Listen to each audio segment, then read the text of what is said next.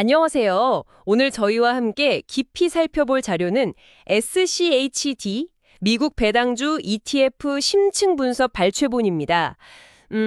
안정적인 현금 흐름, 그리고 또 자산 성장.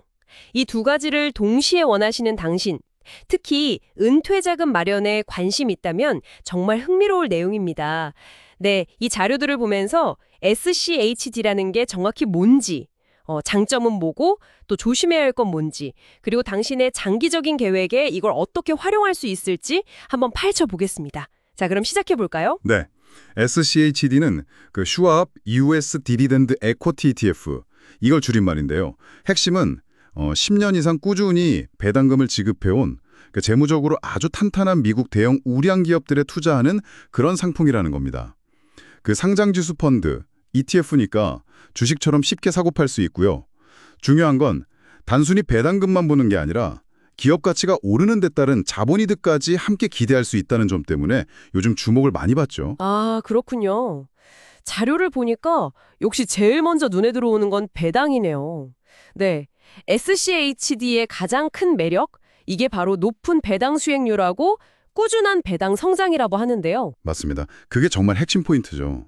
최근 기준으로 보면 연 한 3.8%에서 4% 정도? 그 정도 배당 수익률인데 이게 S&P 500 같은 미국 대표 지수 평균보다는 훨씬 높아요. 그리고 더 주목할 만한 건 지난 5년간 배당금이 연평균으로 거의 두 자릿수 가까이 성장했다는 거예요. 두 자릿수요? 와, 네. 이건 이제 물가 상승률을 어느 정도 따라잡거나 어쩌면 앞서 나갈 수도 있다는 가능성을 보여주는 거니까요. 게다가 분기마다 배당이 나오니까 현금 흐름 관리에도 좀 유리하고요. 아, 정말 두 자릿수 배당 성장은 상당히 인상적인데요. 근데 뭐랄까, 과거에 그렇게 성장했다고 해서 앞으로도 계속 그럴 거라고 봐도 될까요? 혹시 자료에 그 지속 가능성에 대한 분석 같은 것도 있나요? 좋은 질문이십니다.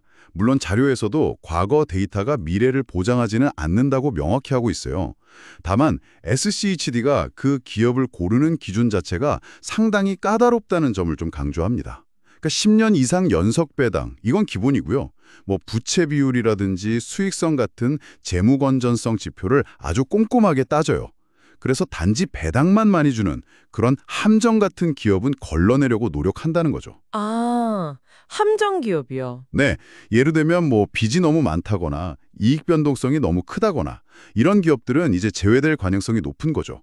이런 점들이 배당의 안정성이나 성장 잠재력을 좀 뒷받침한다, 이렇게 분석하고 있습니다. 그렇군요.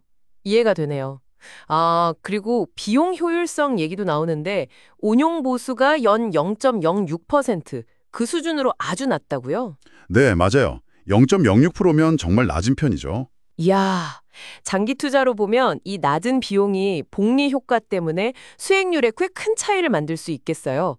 그리고 100개가 넘는 기업에 분산 투자한다는 것도 안정성을 높이는 거고요. 뭐랄까, 계란을 한 바구니에 담지 않는다는 기본 원칙, 이걸 잘 따르는 셈이네요. 정확합니다. 낮은 비용하고 분산 투자, 이게 장기 투자의 거의 핵심이라고 할 수 있죠. 그리고 앞서 말씀드린 대로 그 질적 기준을 통과한 기업들이니까 배당뿐만 아니라 주가 상승을 통한 자본이득까지 같이 기대할 수 있다는 점, 이게 이제 일반적인 고배당주 펀드하고는 좀 다른 점이라고 자료는 설명합니다. 이렇게 우량 기업 위주로 안정성을 추구한다면 혹시 반대로 생각해 볼 점은 없을까요? 예를 들어서 너무 안정적인 기업만 고르다 보니까 성장성이 좀 떨어지거나 아니면 놓치는 기회가 있진 않을까, 이런 생각도 드는데요. 네, 아주 정확한 지적이세요. 자료에서도 당연히 몇 가지 주의할 점들을 명확하게 짚어줍니다. 첫째는 이게 어쨌든 주식형 상품이니까 시장 변동성에 따라서 원금 손실 위험이 있다는 거예요. 아무리 안정적인 배당주라도 시장 전체가 흔들리면 주가는 떨어질 수 있죠. 둘째는 세금 문제, 이게 또 중요합니다. 미국 주식 배당금에는 기본적으로 미국에서 15% 세금을 떼가거든요. 원천징수라고 하죠. 아, 15%요? 네, 거기에다가 이제 국내에서도 금융소득 종합과세 대상이 되면 추가로 세금이 나올 수 있어서 실제로 내가 받는 돈은 그 명목 수익률하고 차이가 좀 날 수 있다. 이 점은 꼭 기억해야 합니다. 세금 문제가 생각보다 좀 복잡할 수 있겠군요. 네, 그렇네요. 그리고 투자 대상이 미국 기업으로만 한정된다는 점도 좀 고려해야 할 부분 같아요.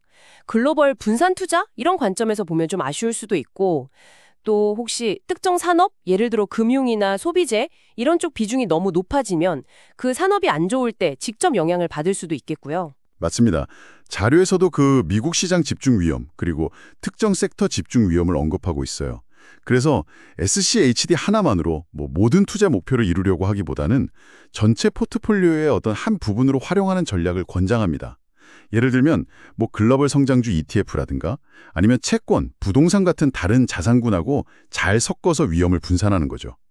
특히 은퇴 자금을 마련할 때는 배당금에만 너무 의존하기보다는 전체적인 자산 배분이나 인출 전략 이런 걸 함께 고민해야 합니다. 검증된 우량 기업들의 낮은 비용으로 분산 투자를 하면서 시장 평균 이상의 배당과 또 장기적인 성장을 함께 추구하는 투자자, 특히 은퇴 준비하시는 분들께는 상당히 매력적인 선택지가 될 수 있겠다, 이렇게 보이네요. 네, 핵심은 그렇다고 볼 수 있습니다.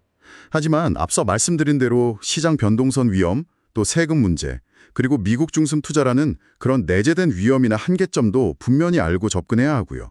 결국 본인의 투자 목표나 기간, 또 위험을 얼마나 감수할 수 있는지 이런 걸 잘 따져서 포트폴리오 안에서 적절한 비중을 가져가는 게 중요하고요.